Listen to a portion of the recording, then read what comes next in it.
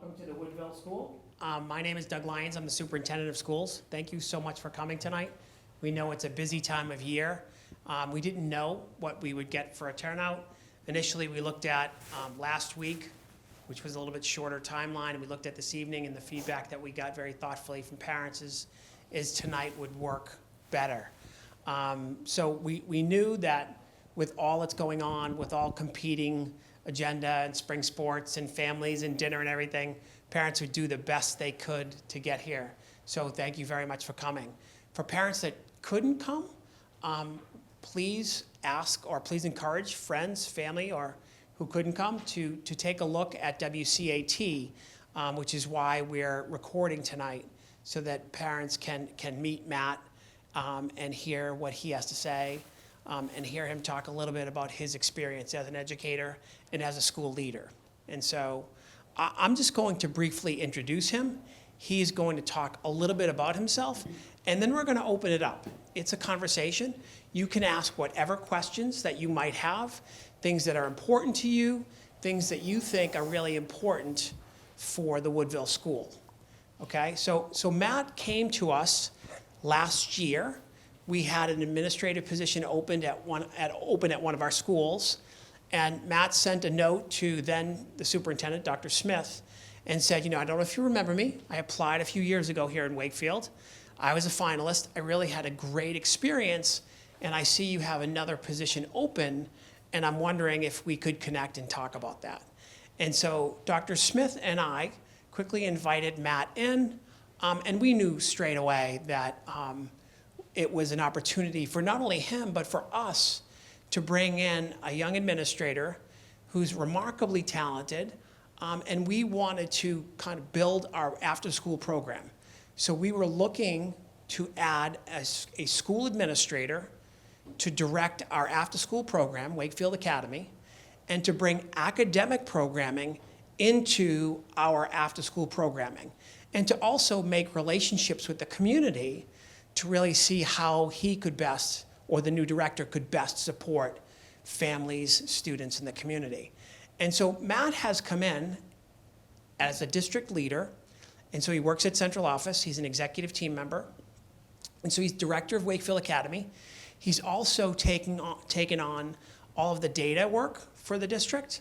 And so when we collect data on students, when we look at progress reporting, Matt has helped us with that.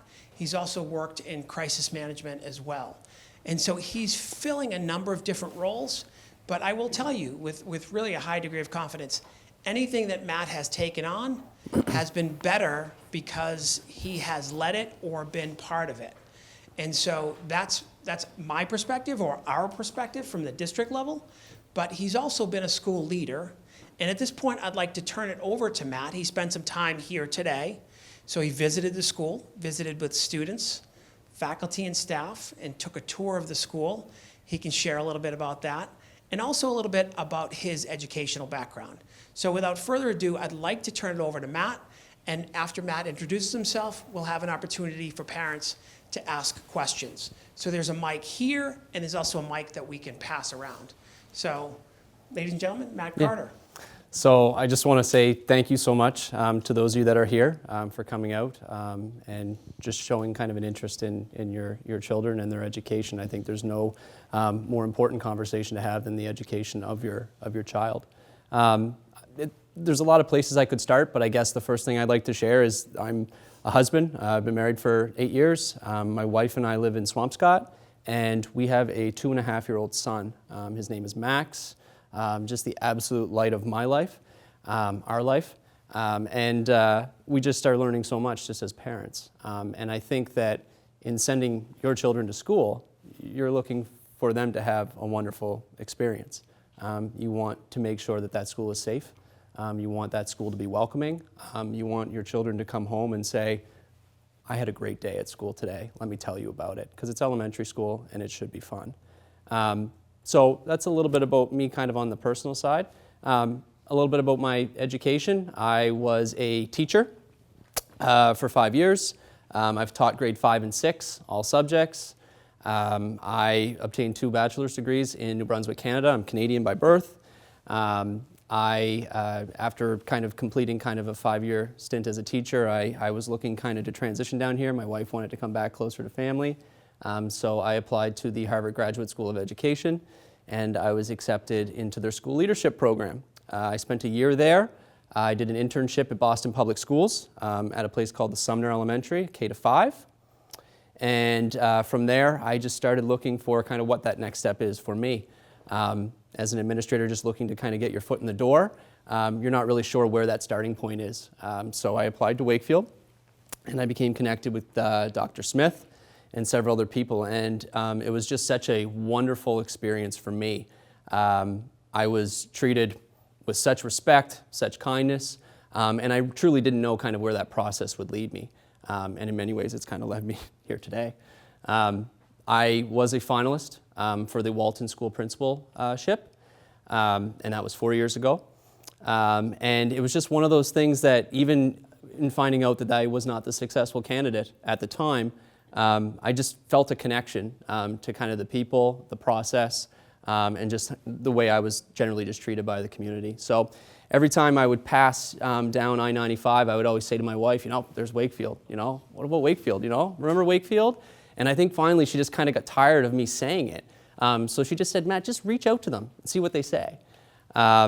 So in doing so, I did, and I became connected with Mr. Lyons. I became connected with Dr. Smith again, and it's led into this Wakefield Academy position, but also some district leadership responsibilities around data, crisis management, learn anywhere, and the like. So I do have kind of a wide range of experience. In between, I should share that I had to go back to Canada for a year because of visa immigration issues that I ran into. So in order for me to come down permanently and apply for jobs like this and kind of have that longevity in administration and in a school like this, I just needed to get that straightened away first. So last year, previous to this, I was an assistant principal in Milton, Mass. At a middle school. And just because of travel and just everything else combined, we had a 1-year-old son. I just really wanted to be a little more connected to that as well. So I looked for opportunities on the North Shore, again, became connected, and here I am today. So that's a little bit about me. Generally, I know it's a lot. It sounds very clear to me because I've lived it. But to some of you, you may have some questions around that, and that's okay. I want to say kind of at the outset that I'm very excited by this opportunity. In working with the district, working in the after-school space, I've had the chance to see kind of Woodville from a distance. I've had a chance to see all of the schools in Wakefield from a distance. I think what's kind of missing from me right now is I really need a place to call home. I need a building that I can come to every day, and I need a building I can leave from every day. And I think working at the district level, I became connected with leaders across the schools, but I was about 3 levels removed from students. And for me, that's just such an important part of like who I am and what I'd like to do, and sort of just see the growth in them. So it was a great chance for me to kind of get my foot in the door to Wakefield, but kind of in the long run, seeing kind of what's important to me and what I'd like to do in my future, I just really want to be connected to a school and drive the work of a building. So that's a little bit about that. Today I had the pleasure of meeting students and actually touring the school. I had a very wide range of questions, and it's really unique to see kind of the what's on their mind at the time. One student asked me about kind of my approach to bullying, and I thought that was a very thoughtful question.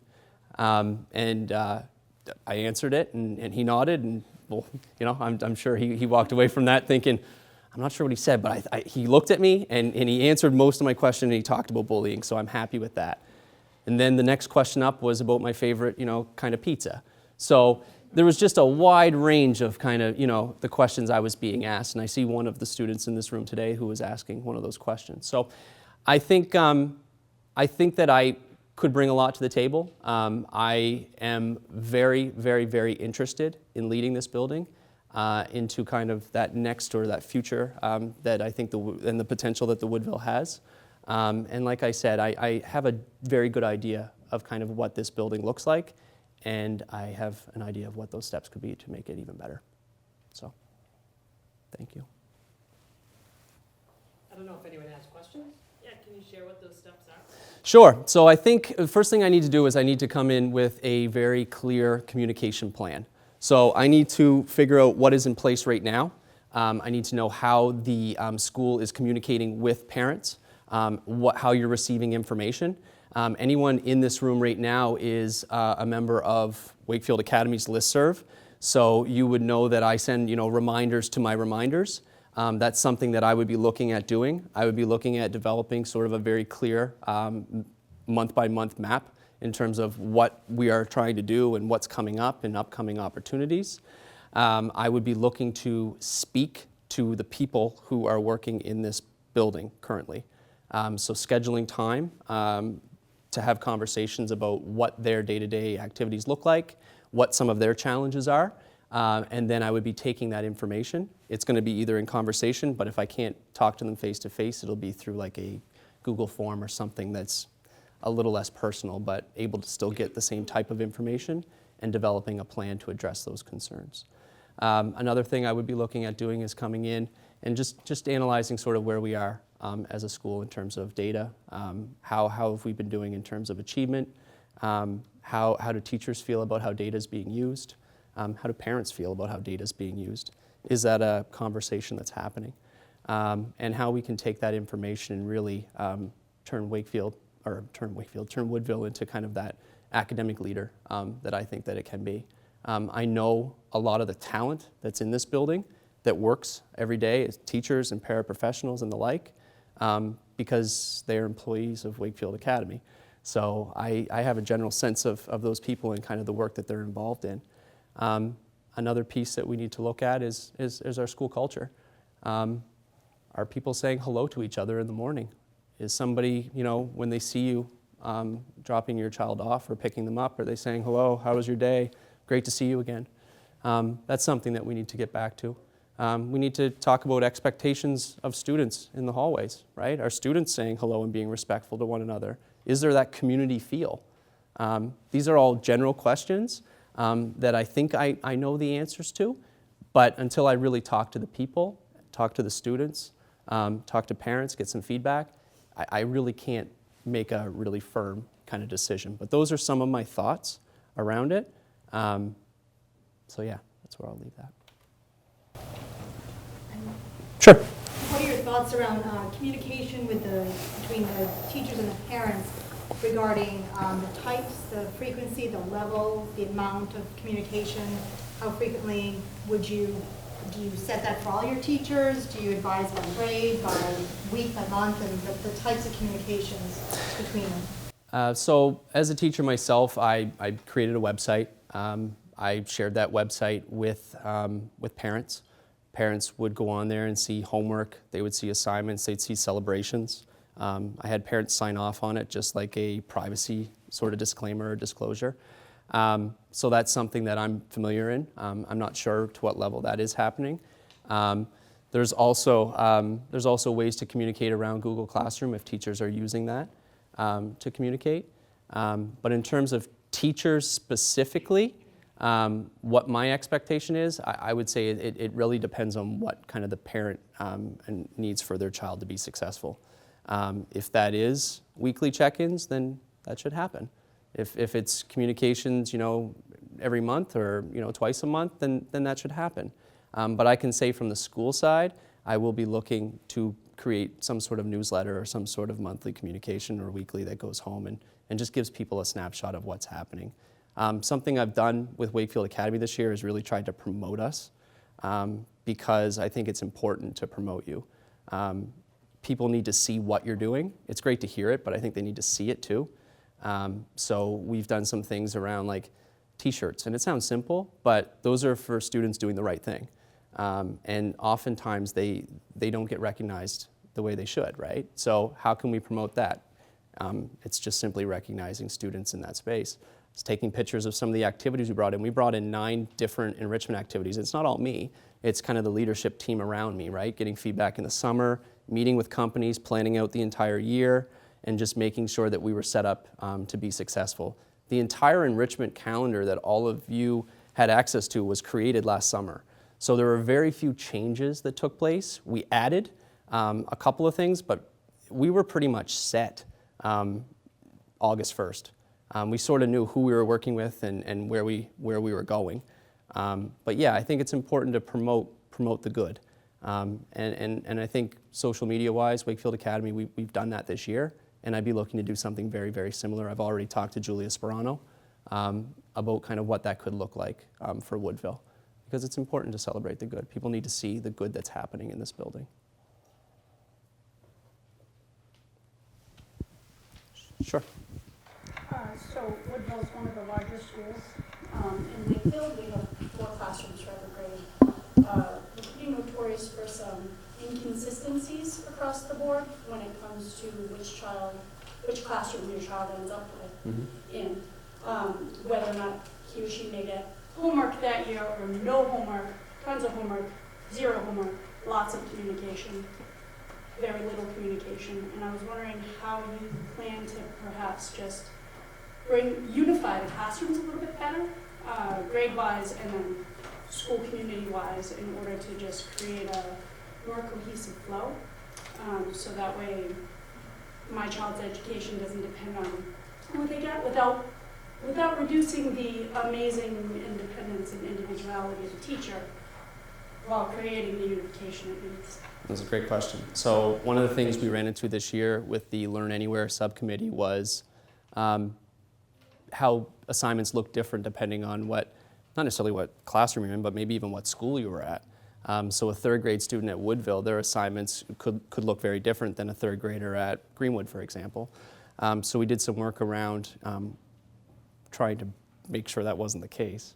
I think, and Marina and I have talked a little bit, we need to create a baseline. What is our baseline expectation for all of the things you mentioned? Communication, homework, right? What does that look like? And then that needs to be sort of our launching point. And I intend on communicating what that baseline is with families, just so everyone's in the loop. Teachers, when they walk in here every day, want to do the very best job they can do.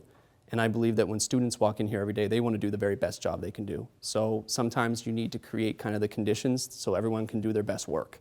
And that's something that I've been successful in doing over my time.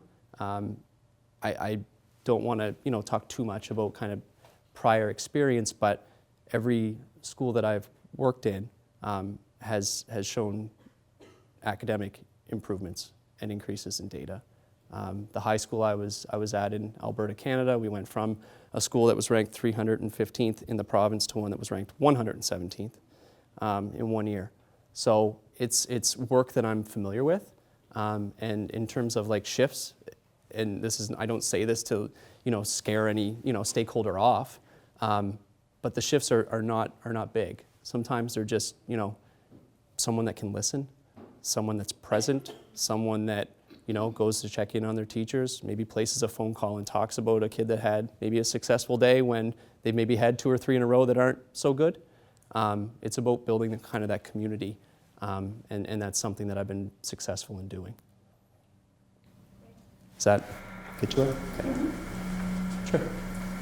I recognize that there's a lot of learning and listening that you want to do as you come in to make sure you understand the school, the data, the trajectory of the school. But as somebody who's worked a lot within the district and looking at data, I'd love to just hear your perspectives on, from an academic performance perspective, where you see Woodville and where we sit amongst the other elementary schools, and at as much of a level of detail as you could, what you'd be looking to do to make sure that we are making steady growth. Yeah, so I think that's the key word there, right? Growth. I think we need to see where we're at and see how we can get to where we want to be. And I think that means looking at our grade level teams, having discussions with them in terms of what the goals are for our students as a whole. I don't want to get too tied up on like scaled scores and stuff and comparisons to other schools.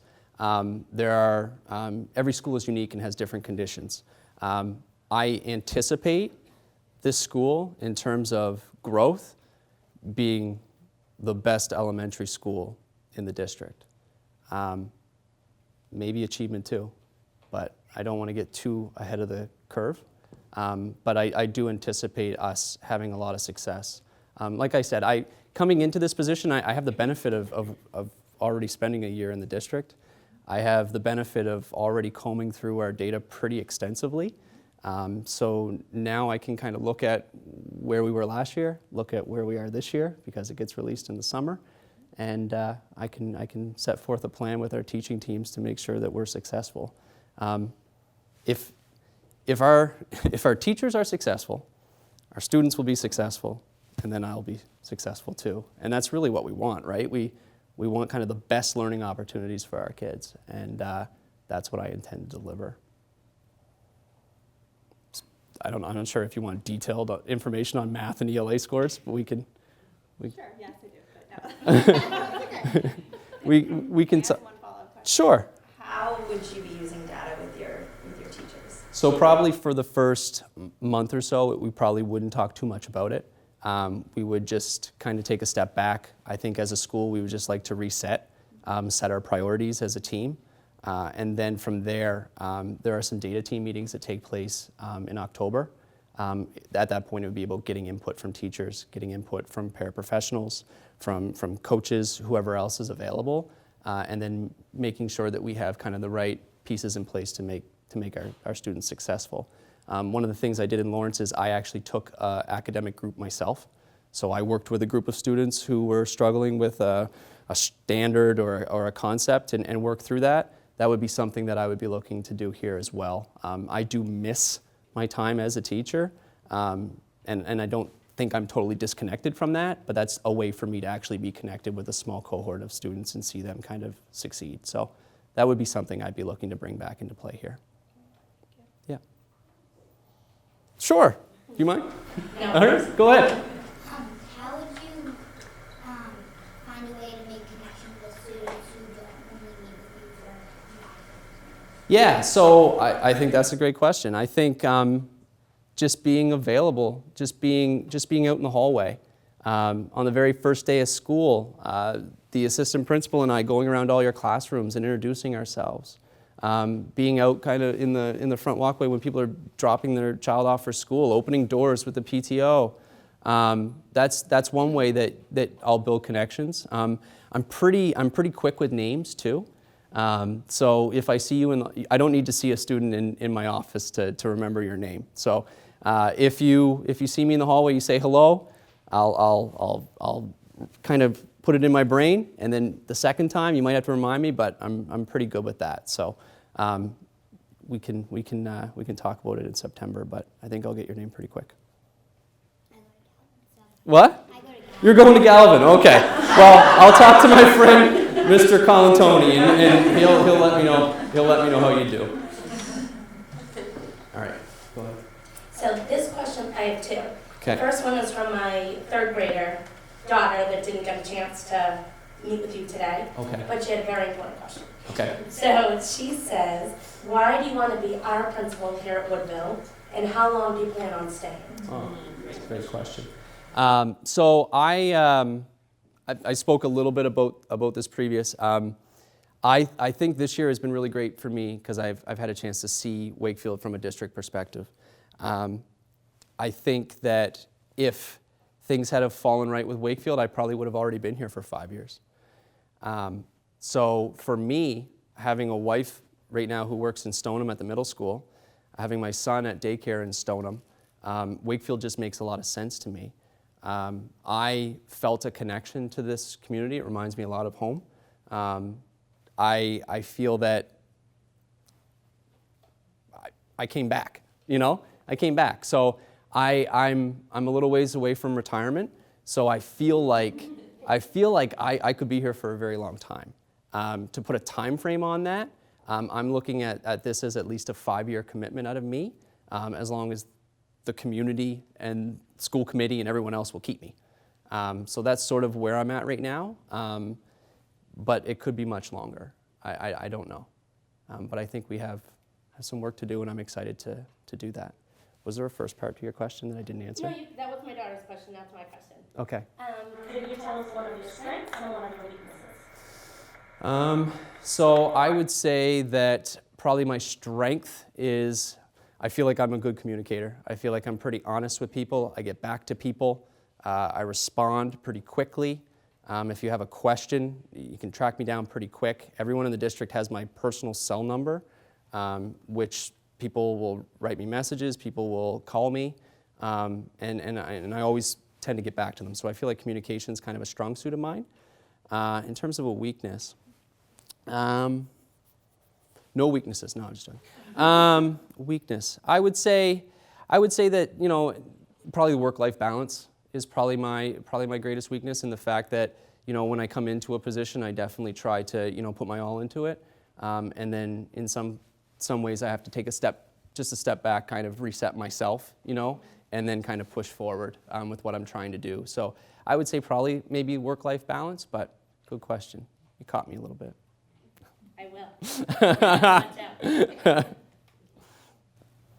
Anything else? Yeah, sure. You sort of touched upon it a little bit, but could you discuss your philosophy on how to reach those high-flying students within a regular classroom, and suggestions you would have for teachers who have those types of students? So students who are kind of exceeding or doing very well.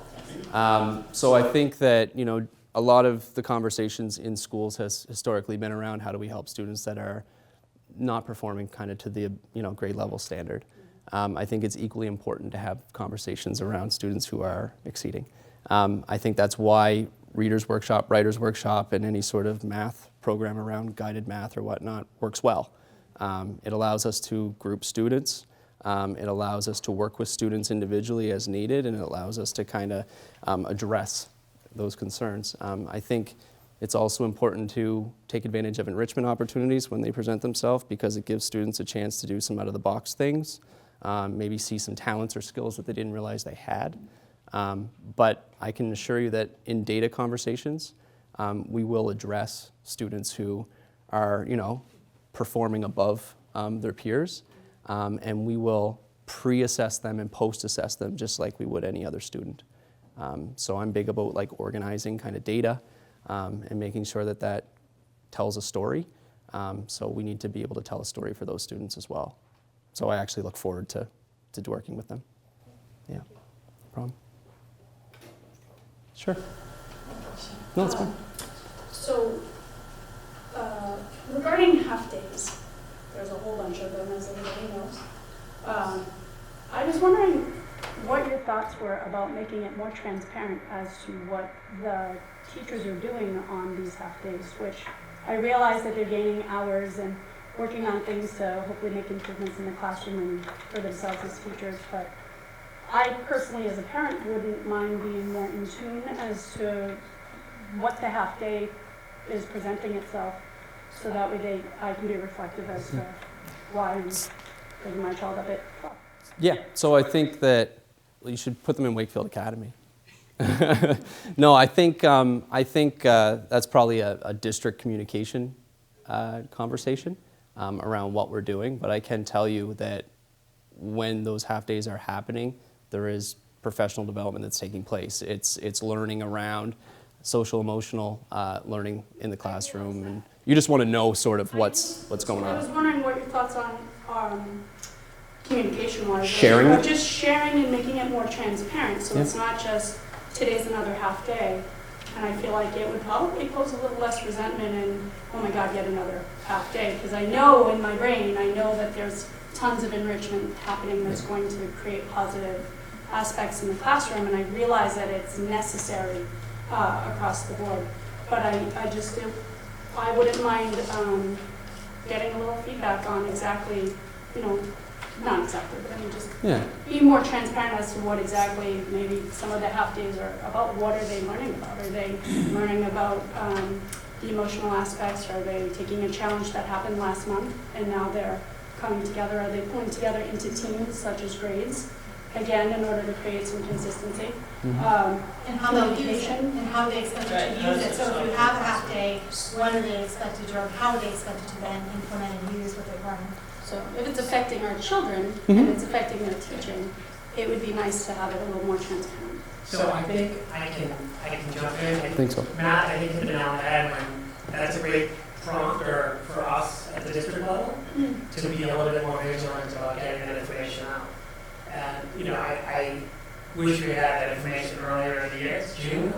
But moving into next year, I think we'll be sure, I'll be Well, sure. good opportunity now. Yeah. that it gets changed. Yeah. Yeah. So between, I think, that's a great, there's a few St. Boston administrators here that will kind of resonate, but I think we won't kind of miss the opportunity to kind of communicate a little bit more clearly about what's happening on those half days. I mean, it's just only gonna add to the community, Yeah. I Yep. think. Yeah. Yeah. No, there's a lot of amazing work that I think the more we can communicate about that, the better.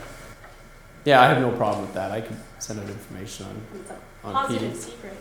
Yeah, no, yep, No, it's great. spot on, I think. I have a question about special education. Okay. So we talked about the students who are like, achieving higher than the kiddos in the classroom. How do you make it where you have the behavioral program within this building? How do you make it so that your students who are typically developing understand what the program actually is and communicating that with elementary school level kids so that they come home and they're not taken aback, or the questions that they ask as parents, you are informed of how to discuss the program mechanical situation here? So I've received a lot of questions around this. I think that there is, and I'm not sure this is the right word, but maybe a lack of clarity around what that program entails. I think as a school, we need to do a better job sharing the successes and the challenges associated with a therapeutic program like that.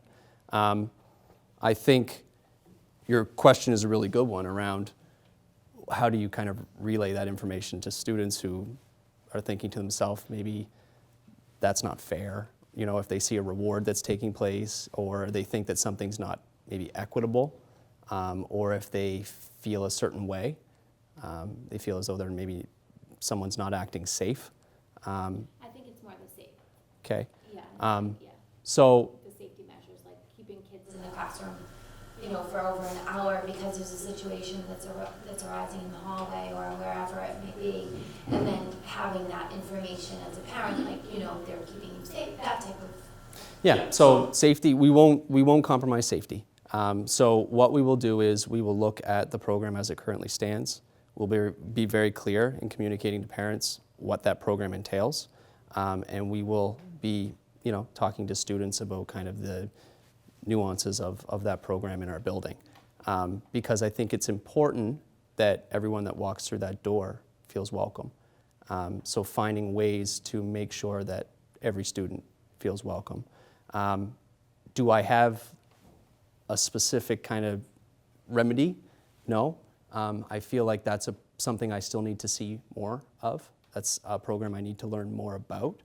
But it's definitely about trying to figure out where that sweet spot is so that those students feel successful, but also our other students who are not in that program understand and still feel safe in this building. Because I agree with you, as an elementary school, it could be concerning if you hear that your child has been unable to kind of leave for an hour. That's obviously not what we want. So we are going to look at remedies to make sure that that's not the case next year. So I have two follow-up questions. One of which, with that special education piece, is just thinking about how it's being framed. So not necessarily going into a deep dive with kids, because I don't think they need all that information, but just the way it's framed, because when I hear my son talking about, oh, well, only the bad kids get rewards, or, oh, no, that the red flower, green flower is just for the bad kids, or the special ed kids, that breaks my heart as an educator myself, that I don't think anybody's explicitly saying that to him, but that's the message he's clearly picked up, kindergarten, first, second grade. That is a problem for me. That's really concerning to me. And then the second piece, I think, follow-up to Lee's question is, I heard you talk about, how to reach kids that are kind of high flyers or doing well and they're not getting that extra support because they don't necessarily need it. And I'm hearing you talk about read-a-writer workshop and enrichment, and that all sounds good and fine, but how does that show up in the classroom? How do we ensure that teachers are equipped to reach all the kids in their classroom, not just the kids that are struggling, but those middle of the road kids and also those kids that really need to be pushed so that they're not One way, my child was called the CEO of the classroom because he helped everybody else. Well, that's all good and fine, but he doesn't need to be everybody's helper. I He agree. should be part of the classroom community. Or if you have a quiet one who doesn't ever ask for help, but could use help, then, how do you get everybody included? So- And to know about what you had mentioned, like, I don't know what some of these programs are, to build a framework of the behavioral. I'll get various pieces of information, but it comes home in a very different way at this age, and so you get a piece of it, but I don't have any framework or context for me to talk to my child about it, because I don't know what is happening. I don't need to know the personal details or private details, but I don't know the framework, so I can't answer or do follow-up questions because I don't know the context of how to answer it. So I will say I'm still in the information gathering stage around that programming myself, but I can reassure you that we will come forward with some very clear details, and you'll have a very good understanding of what that program is moving into next year. To answer your question about students who maybe are not maybe falling below standard or not achieving the standard relative to their peers, I would say that the exact same process takes place as the pre and post assessment. We would group those students. No, I understand the data collection piece, Yeah. but that's only one tiny piece. It's then, what do you do with that, and how do you ensure that the teachers are equipped to do something with the data?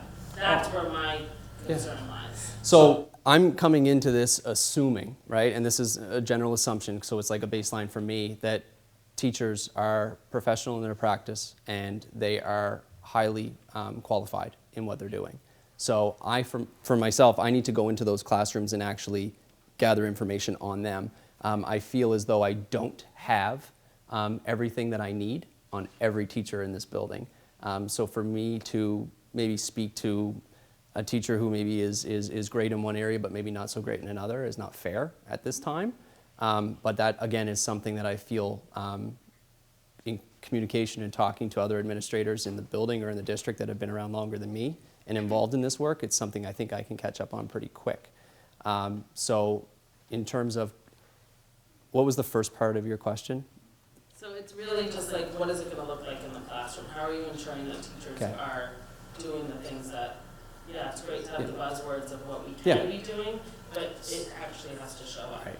Yeah. So essentially what I'm looking for when I go in, I'm looking for some sort of standard or outcome to be listed on the board. I'm looking for some sort of engaging activity that students are kind of involved in to set kind of that lesson or that class. I am looking for maybe a direct teaching opportunity from the teacher to explain an idea or a concept. So if they're explaining fractions or numbers or colors, and then maybe a chance for students to interact with each other and talk about kind of the learning that's taking place. And then hopefully at the end of that lesson, some sort of data collection. Is it an exit ticket, or how do you know the students learned what they were supposed to learn today? So I think that that's maybe getting to the root of your question, but that is generally speaking kind of what I'm looking for in a classroom, and I'll be very clear in that communication with teachers, like this is what we're looking for, and these are our look-fors. And as long as the assistant principal and I are on the same page with that, we should be able to make that happen.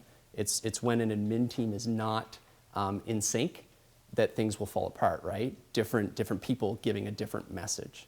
So we'll work together and make sure that we're kind of carrying the exact same message through and making sure that every student in this school has the exact same learning opportunities regardless of what teacher they're assigned.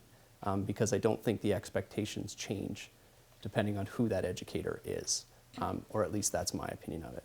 And I've carried that message every building I've been at. I've worked with teachers who are highly successful in their practice and teachers who have struggled, or teachers that are just starting out. And along the way, we've been able to bring every teacher with us and make them successful in the classroom. So I anticipate the exact same thing happening here. But again, for me to speak too much about that is probably unfair to the educators in this building because I just don't have enough information at this time. But I do have some pretty specific things that I look for when I'm going into a classroom. Sure. Just as another follow-up. Sure. I was wondering, sort of a two-part, what is your experience with children or an environment with explosive behavior that don't have the ability to necessarily de-escalate themselves appropriately and quickly. And what is your experience, if you have experience with that, what is your experience with direction in a team, or leadership in a team, and management, in an environment where several children, because we're the portal for that, have explosive behaviors that are difficult for them to escalate? So as a classroom teacher, so Canada in and of itself is a fully inclusive school. You know what I mean? Like they teach inclusion, that's just what it is. There isn't this sort of sub-separate programming angle. So for me as a classroom teacher, I would teach anywhere from 35 students one year to all the way up to 32. In some cases, I would have 2 to 3 full-time paraprofessionals with me in the classroom, and we had a very wide range of behaviors. We had a very wide range of abilities too. So we had to be really kind of well planned with our lessons, but we also had to be really well planned with how we were going to deal with situations. We had a lot of 504s, we had a lot of IEPs, we had a lot of students that needed additional support. So our experience was to map out kind of expectation charts or behavior charts, figure out kind of what that system of reward is.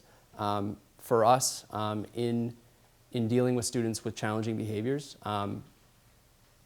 it's important to have a reward system, but it's also important to have maybe a secondary reward, which means if you show a specific behavior, right? If you were to destroy property, for example, one time, and then the next time, instead of destroying property, maybe you ran out of the classroom.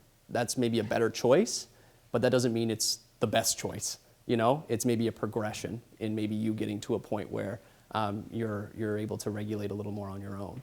So I think it's important that the reward is not always the same.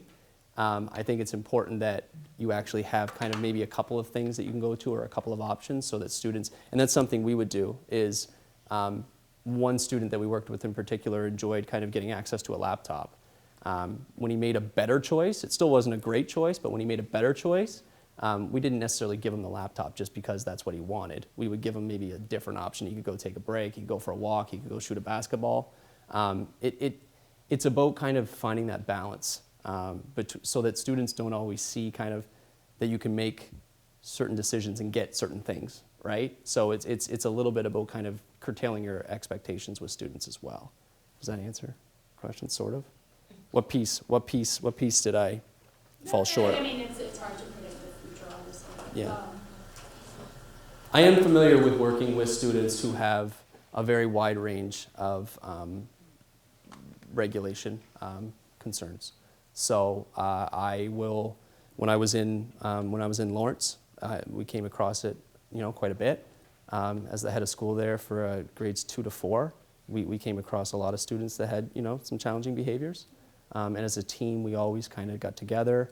We talked about the student. We came up with a plan. If it didn't work, we scrapped that plan, came up with a new one. Sometimes there was 3 or 4 iterations of a plan for a student until we found kind of that sweet spot and the one that worked for them. And again, same thing as a teacher in a classroom. That's just sort of what I did, just figured out what worked.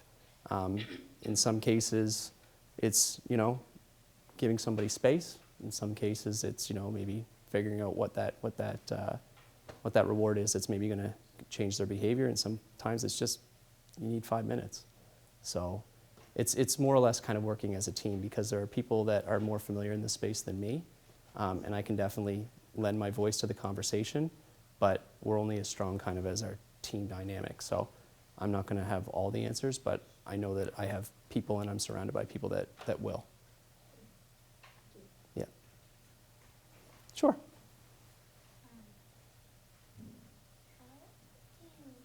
do you think you would be able to recognize students who do the right thing? Good question. So one of the things we did this year with Wakefield Academy. Could you repeat the question? Yeah, she said, how are you going to recognize students who do the right thing? Great question. Yeah, it's a great question. One of the things we did this year with Wakefield Academy is we just recognized students who made good choices by giving out some t-shirts. It's a very small gesture, but it also kind of recognizes good choices in people. I would also look at opportunities to recognize students of the month. right? And I'm not sure what we currently do at this school because I don't have that information, but whatever kind of is done to reward students, that's something that we can continue doing. I'm all for any sort of reward that maybe involves, me or involves kind of the assistant principal or a teacher and bringing them kind of into the conversation. So there's lots of things we can do to reward students. In fact, I think it's one of the most important things we can do is actually reward students for making good choices. And I think my message on day one is going to be, to every student in this school, will be about making good choices and doing the right thing. So how can we continue to drive that message across the elementary school and make sure students realize that there are benefits to making good choices every day? How does that sound? Good. What grade are you? Third? Okay. Yeah, sure. Can you talk a little bit about maybe your experience, your ideas towards maybe improving or strengthening school culture? And we've also talked a little bit about achievement and how social emotional learning is so important in order for the students to be successful. Just what are your ideas and visions and passions about that? Yeah. So I believe that students and staff, both students and adults, need to have fun. I think they need to come to this school and have fun. I think they need to enjoy walking through the door. I think they need to feel energized by the work.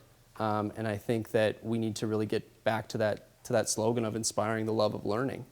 I think that our staff are ready to kind of hit that reset button and really kind of have some fun at work with students, get back to like what's important. With students, I think a lot of that is just having small conversations, just having an interest in what they're up to, what they're doing in their lives, what they're involved in, what activities they're excited about, what subject they like.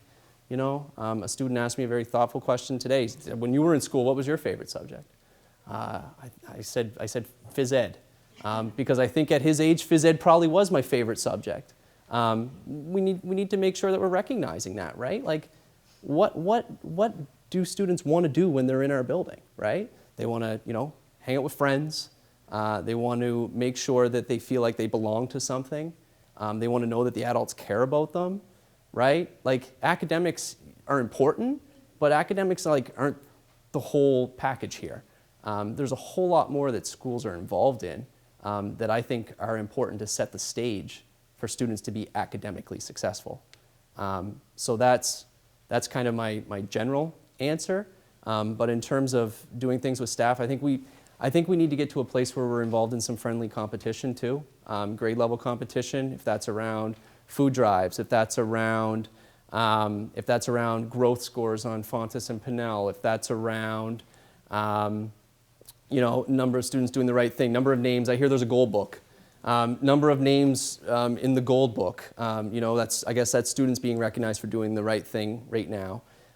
We just need to get to a point where we outline, and we can do that in the summer, kind of each month, what is kind of the competition, and a bit competitive, but what is the competition, and how do we kind of bring about community through that, right? How do we get families involved? How do we get the PTO involved in this, right? Like, how can we support the work that the PTO is trying to do, right? I think it's important to actually have those things that kind of bond you, those things that people can talk about in the lunchroom, the things that families can communicate about and share. Those are some of the things I'm about in terms of trying to build community. I guess I'm thinking too about a little bit just about students' social emotional needs and how to kind of teach that directly, so that all of the classes, that's a portion of their class, social emotional learning, so that they can be successful academically. So things like anxiety and things like that, that they're really on the rise. And so that teachers really feel comfortable and safe and giving time to address those needs, like whether it be in a morning meeting or teaching mindfulness, things like that. I think those are really, really crucial skills that I think our students are lacking. I know there was a second part to your question. Sometimes I get off on this tangent, and I'm glad you reminded me. Yeah, so I think that's important. I think that in our PD, being transparent, I think those are some of the topics that come up, across the school with educators, right? Making sure that our paraprofessionals and support staff, making sure our teachers are all kind of involved in this, whether they teach mostly in a special education sphere or a general education sphere, making sure that we're all kind of on the same page with what those sort of skills or strategies are, kind of what are those look-fors. I know there's a lot of schools right now that are doing, and this is through Google Classroom, but they're doing like quick morning check-ins with students, right? How are you feeling today, right? They give a scale, you know, and that number means something. So it gives the teacher kind of a data point to actually check in with a student if a student reports kind of, you know, a low score for the day. I'm not feeling great, right? Being able to go and check in with that student without that student having to disclose much, right? And then if there's also a person or an adult trusted in the school that student connects with or has talked to a lot, maybe informing that teacher to say, hey, just so you know, Doug's not having a great day today. You might want to check in with Doug. So it's just kind of making those opportunities available to students and making sure that we're being mindful of them. Because I think you're right. A lot of our information is showing that those things are on the rise, and students are getting younger and younger and reporting that. So it is something that I'm very much aware of. Yeah. Sure. How will you measure success in this role? I think I'll measure success if the students enjoy coming to school. If the students are reporting to their parents that they're happy with the environment, if students are reporting that they're feeling safe, if students feel that they're being cared for properly, I'll measure success on the teacher end probably by them just giving me very honest feedback about sort of our PD plan, our vision, where we're at kind of with our handbook, where we're at with progressive discipline or consequences, just getting some sort of feedback from teachers as well. I said it at the outset, I really want this school to be the best elementary school in the district. I'm just not sure how we're going to measure that yet. And that might be another kind of open conversation with the Woodville community about how should we assess that? How do we assess that success? Because I think it's important to assess it around like state data and numbers. That tells one story, but I think that there's another whole side here that I don't want to ignore, right? So do people feel safe? Do people feel cared for? Do people feel as though someone listens to them? Do you have more than one trusted adult, in the building? Is your child reporting that they have friends, right? Are they reporting, that there are issues around bullying? Like, those are all data points that I'm going to look at to decide whether or not kind of I've been successful. And if I've missed the mark on one or two, then we'll regroup, come out with a new plan, and I'll share that with you. But those are all things that are very, very important to me in measuring success. So if at the end of the year, or let's say next fall, sitting in this room, or some subset of us are sitting in this room, and we have staff survey data, we have student survey data, and school climate has, is great, and people are happy, people love to come to work, students love to come to work, but our students aren't growing academically, or led by saying I want us to be the highest performing, either in growth or in absolute performance of any school in Wakefield. If we don't hit that mark, but people are happy here, is that success? Yeah, so I think that would be success, but I think year 2 would be about hitting that growth measure. So I think year 1 we would reflect on kind of what are the promising signs, but I do anticipate seeing growth academically as well. And that's sort of my, it's what I've been successful at doing kind of all along. I have a really in-depth sort of understanding of sort of what's being measured and why. So I'm hoping to bring that in some way, shape, or form to our teachers and our staff, and make sure that students are being recognized and that teachers are being recognized for their hard work every day. Because you can work really hard in the wrong direction, right? It's about kind of being clear on what our direction is, and kind of through this work this year, getting a very clear sense of Woodville. I have some ideas, but I definitely want to hear from the staff too, because they're part of that success. Sure. So to say, how will you communicate with the staff, and how will you give them both feedback around their strengths and opportunities also? So I said to the staff today, you'll probably see too much of me. I'm not somebody that hangs out in their office. I'm someone that likes to be up and active. So I'm someone you're going to see in the hallways, in the classrooms. You're going to see all the time. So from the staff standpoint, some of them they'll probably see too much of me. In terms of how I'm going to give them feedback and recommendations through our state Teach Point form. It's a evaluator tool, so I can use that to actually give feedback and points of recommendation to teachers. So they say it's 4 to 6 times a year, but that doesn't count all of the small conversations that I intend on having. Just follow-up conversations. Hey, I saw this. What was the next activity? How did you get there? How did you measure that? How do you know that group needs to be pulled to a back table for more direct instruction? How did Doug make out today? After he came back, was he in a better space? Those are all conversation points I intend on having. I'm a very social person.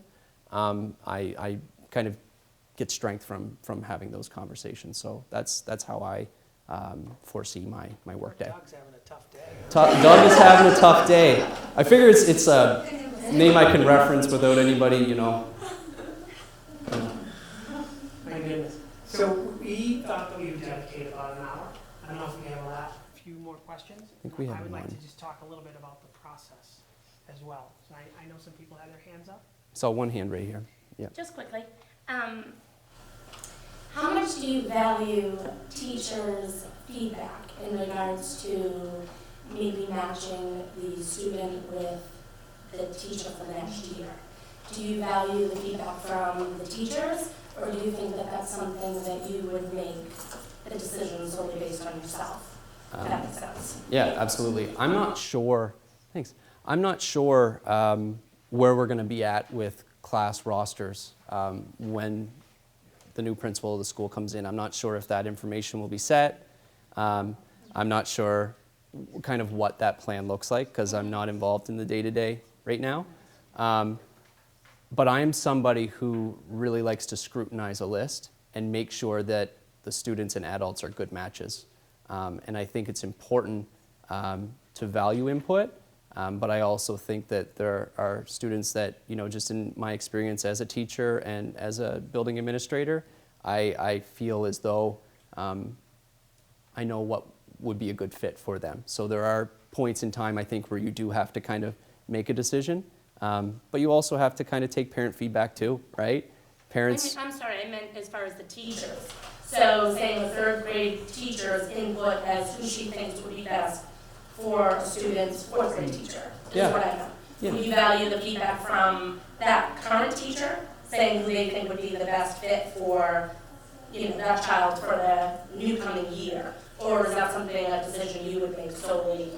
I would make very few decisions in isolation.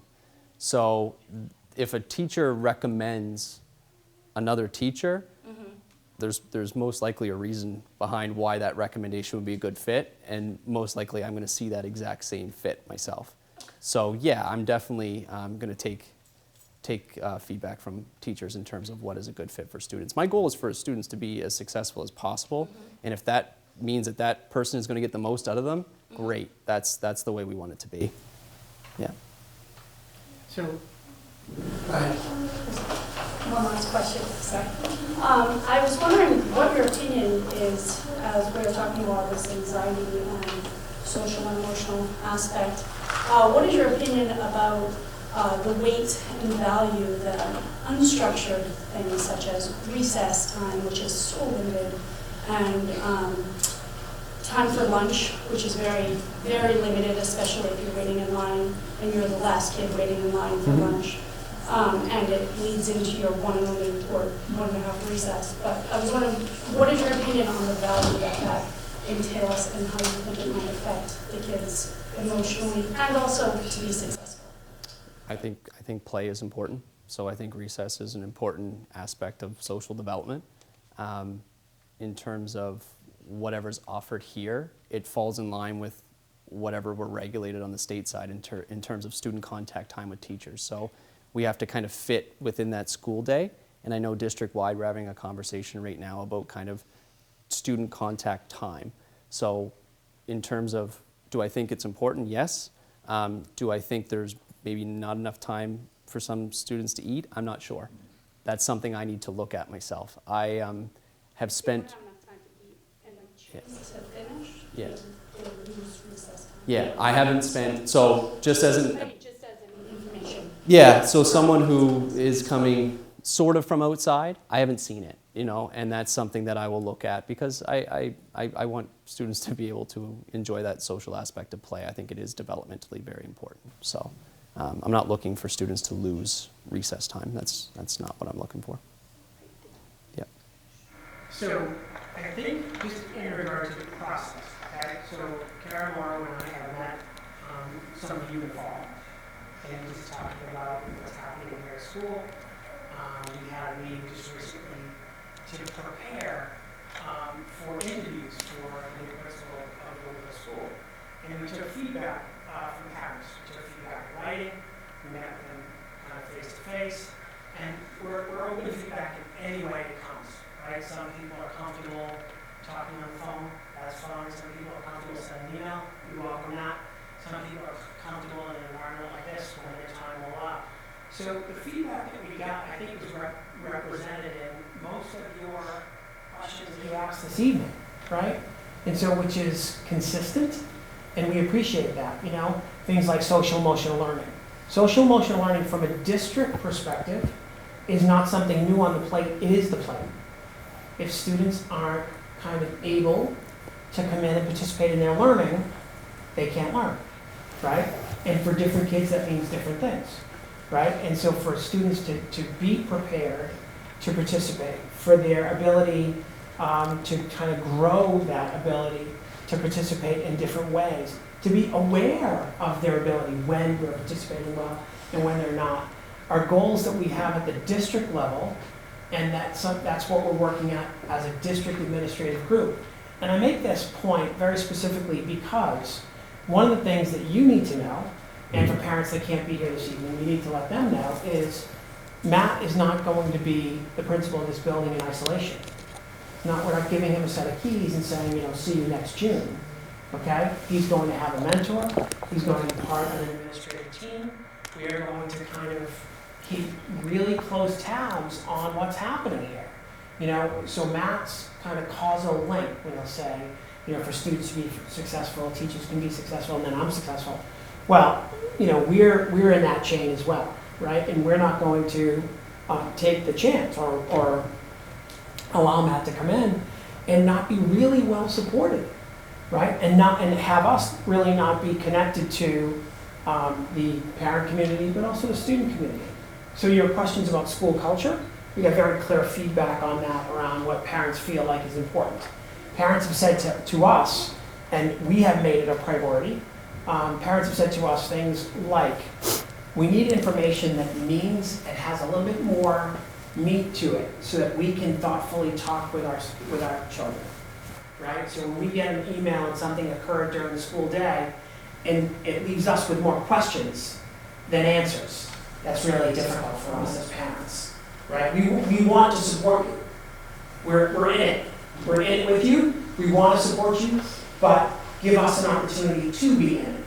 And you can give us an opportunity by giving us information. We're not asking you to divulge any personal information on the student, but you gotta give us a little something to work with, right? And so parents have thoughtfully said that, and we've taken that feedback right to heart. You know, some parents kind of give it to us unfiltered, unvarnished, and we appreciate that. Like I said, we're not shy, right? You can't be in these roles and kind of be shy. We are open to the feedback. We're open to collaboratively working to make this school better. You know, the faculty here is amazing, right? One of the things that is happening in the school is the school has the Therapeutic program, and there are amazing things happening in the Therapeutic program. I think we learned in the fall that, you know, for all of the amazing things that are happening, we're not communicating about them nearly enough to let parents know the good that's happening. We're not communicating to students nearly enough in developmentally appropriate ways about what's happening in their schools. So, you know, kids understand very keenly that all students are working on something. You know, just one student in one grade might be working on one skill, another student that sits right beside them might be working on another skill. Students developmentally understand that. It's really up to us to create the conditions so that they can see it and they can kind of process it. And when we do that, things kind of become less tense, right? Students become less anxious, adults become less anxious. You know, so there's a lot of work to be done here. But the good news is that, you know, Matt won't be, he's not in it alone, right? And so one of the great things about Woodville being located where it is it's right beside the high school, it's right beside central office. So you'll see Karen Morrow in the school 4 times a week. I'm here fairly regularly. You know, I think I see you guys pretty regularly, which is good. It's a fun part of my day. But that's just a bit about, you know, process and the district perspective on this. I don't know if you have questions, you know, 1 or 2 final questions for us at the district level before we close? No? I genuinely want to thank you for your time and for coming. We sent out an email to the community, to the Woodville community, to students. We sent earlier to students. We sent to faculty, and we sent just a very brief 2-question survey, right? That we hope that you can give us some feedback on. What are your thoughts? What are your impressions? And we will take all of that feedback, all of it. We will read every bit of it. I will read every bit of it, every line, every word. And we will go and kind of use that to plan our next steps. So that's it for me. I want to thank you for coming. Guys, you're way to clap. So that's it for me. So thank you so much. Yeah, and thank you. I really appreciate you guys, you know, your thoughtful questions and listening to me answer them. I really do appreciate the conversation, and hopefully it can continue. Nice job, Matt. Thank you.